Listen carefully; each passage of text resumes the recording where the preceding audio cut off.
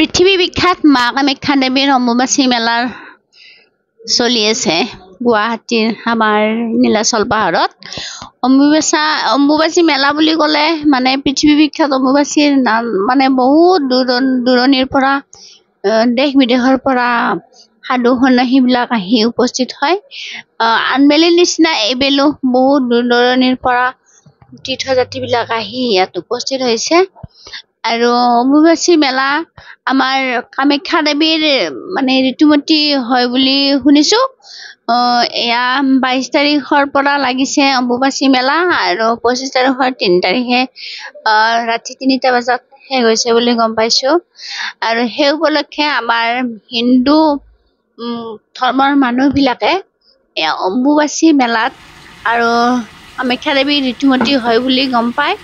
আৰু সেয়ে এই 5 দিন আমাৰ মানুহবিলাকে হিন্দু মানুহবিলাকে মানে ঘৰত যি বস্তু আছে সেইবিলাক আগতীয়াকৈ উঠাই থয়। অৱশ্যে আগৰ আমাৰ আজোককাৰ দিনত সেই নিয়মটো বেছিকৈ আছিলে। মানে আমতি লগাৰ আগমুহূৰ্তত মানে যেতিয়া মানে অম্বুবাচী মেলা আৰম্ভ হ'ব তাৰ আগতে কেইদিনমান আগত মানে কানি কাপোৰ কিছুমান বস্তু নালাৰাকৈ এক সাইড কৰি থৈ দিয়া হয়। কিন্তু সেইদিন উকলিল।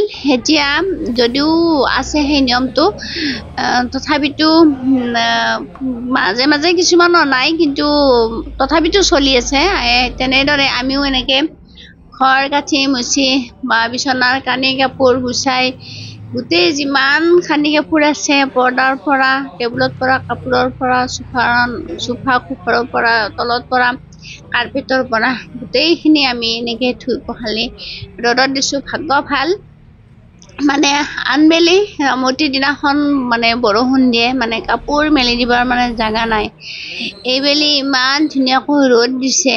আৰু এয়া দেখিছেনে সোণাৰ ওপৰ পানী এনেকে বাইদেৱে ছটিয়াই দিছে তাৰমানে। আৰু যিহেতুকে কিবা এটা পৰম্পৰা নিয়ম আছে বা চোৱা বুলি কিবা এটা আছে, কিন্তু আজিকালি সেইটো অলপ কমিছে যিহেতুকে। আৰু এয়া ঠিক ৰাস্তাৰ ওচৰতে কাপোৰ মেলি দিব যায়। এয়া মাইনাজনীক দেখিলো, আমাৰ বাইদেউৰ নাতিনীয়েক হয়। তাই স্কুলৰ পৰা আহি পালে এইমাত্ৰ আৰু তাই কিবা এটা পাইছে। আজি তাইৰ পৰীক্ষা আছিলে, সেইটো দেখাইছে তাই, বহুত ভাল লাগে। আৰু এয়া জলপানৰ ব্যৱস্থা কৰিছো। আম, আনাৰস, লেটেকু, আপেল, পনিয়াল গোটেই যিমান আছে, কঁঠাল গোটেইবিলাক যিহেতুকে আমতি মানে খালেও নাখালেও যোগাৰটো কৰা হৈছে। আৰু এয়া গছত কঁঠাল পকি আছে। আৰু ওপৰত ইমান ডাঙৰ কঁঠাল এটা আছিলে, মানে বান্দৰে গোটেই চেচ কৰি দিছে। ওপৰত বহি একদম কঁঠাল খাই আছে। মানে বদমাছ, মানে বান্দৰৰ উৎপাতত মানে একো ৰাখিব নোৱাৰি। গোটেইবিলাক কঁঠাল খাই শেষ কৰি দিয়ে। এই কেঁচাতে পাৰিব লাগে কেতিয়াবা। এয়া দেখিছে একদম খাই পেলাইছে। আৰু কঁঠাল খাই তলত একদম গুটিবিলাক দলিয়াই দিছে, দেখিছেনে? এয়া গুটি আৰু বহুতো গুটি আছে এনেকে, সিহঁতে মানে আমি খাবই নাপাওঁ, সিহঁতে খাই মানে তললৈ দলিয়াই দিয়ে। আৰু এই গা পা ধুই জলপান মানে ৰেডি কৰা হৈছে, আমি খাম বুলি। যিহেতুকে দিনৰ দিনটো কাম কৰিলো, গতিকে সেয়া মিঠাই কিবা কিবি জলপান সেনেকে ৰেডি কৰি লৈছো খাবৰ কাৰণে। প্ৰথম আমি অকণমান গা পা ধুই চাহ পানী খাই এনেকে মানে ফল কাটিবৰ কাৰণে লৈছো। আৰু যিহেতুকে ফলেৰে আৰম্ভ কৰিম। আৰু এয়া বুট আছে ইফালে, আম কাটি ৰেডি কৰি লৈছো সকলোৱে খাবৰ কাৰণে। আৰু সকলোৱে খাই, হিন্দু মানুহবিলাক সকলোৱে মানে এয়া আমতি বুলি ক'লে ফল প্ৰকাৰ খাই দিনটো আৰু জলপান খাই। আৰু আপোনালোকৰ ফালে কি আছে নাজানো, আমি কিন্তু এনেকে মানে জলপানটো খাই লওঁ, চাহ খাওঁ। মানে দিনত ভাত খোৱা নহয়, ৰাতিলৈকে ভাত খাব লাগিব।